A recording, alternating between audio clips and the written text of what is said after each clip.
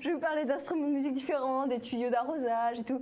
Bref, Mimi Cracra, vous la connaissez, si on vous montre quelques images. Voilà, elle est quand même dans notre univers depuis 1975. Donc je pense qu'il y a quand même beaucoup de générations qui la connaissent, les tout petits encore actuellement, ma génération, peut-être la génération un petit peu avant. Donc voilà, pourquoi est-ce que je vous en parle? Tout simplement parce qu'en fait il y a actuellement une exposition du 8 au 22 décembre, donc là il reste encore quelques jours à l'espace Déclic des Temples, donc c'est juste à côté de la mairie, en fait on ne peut pas le louper. C'est un studio de photos qui organise en fait cette exposition. Ils ont été voir l'auteur, donc il s'agit d'Agnès Rosenties, j'espère que je n'écorche pas son nom. Et elle est venue en fait 2 jours en dédicace, elle est venue peindre, etc. Et en même temps, voilà, elle expose des œuvres qu'elle a réalisées. Ce que je vous propose, je vous parlerai un petit peu plus en détail justement de ce qu'il y a actuellement dans cette exposition. Ce que je vous propose, c'est de rencontrer l'auteur, voir un petit peu avec elle Mimi Cracra et son histoire.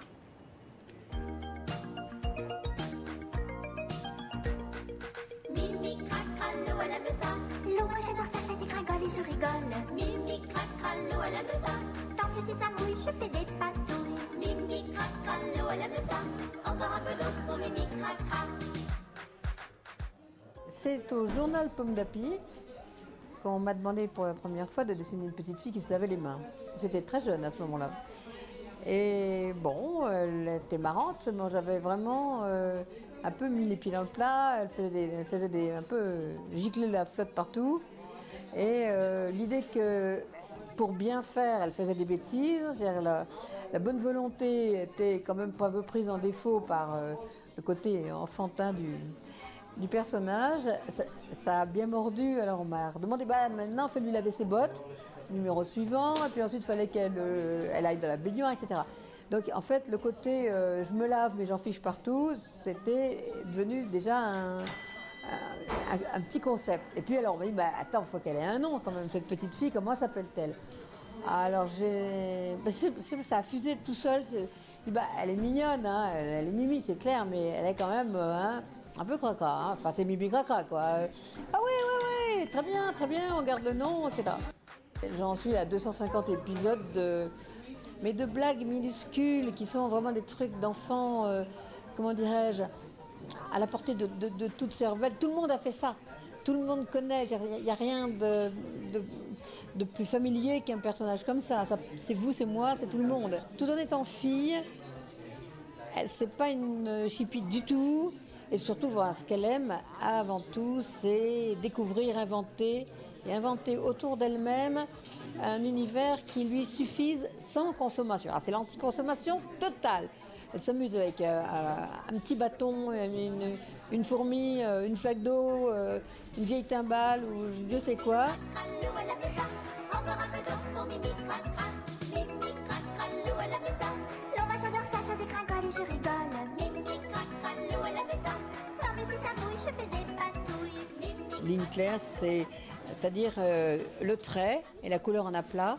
Et mon maître étant là-dedans Tintin.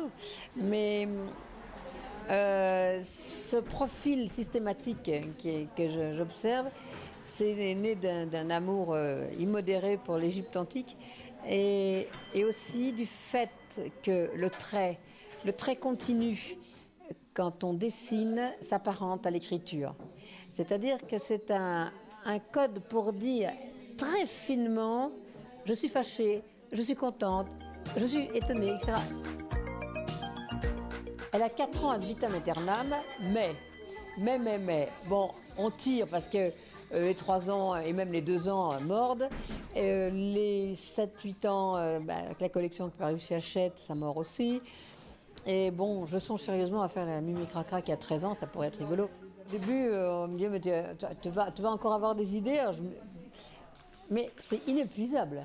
C'est inépuisable, parce que j'en ai fait 250, mais je pourrais en faire 500, si ce n'est que j'en ai un peu par-dessus la tête.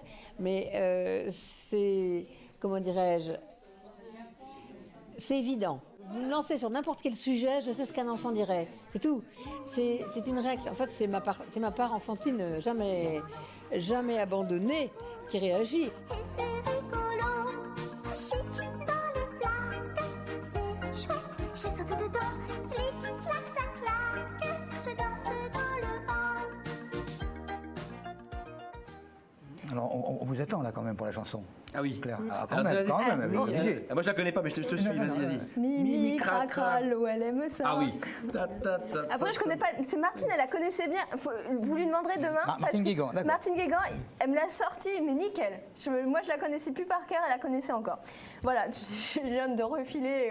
Le bébé, c'est le cas de dire. C'est ça. Donc l'exposition a lieu jusqu'au 22 décembre. Donc vous voyez, on peut voir des planches inédites, voilà, des reproductions, on voit les dessins originaux. Donc c'est assez intéressant, surtout si on habite à côté, c'est vraiment l'occasion.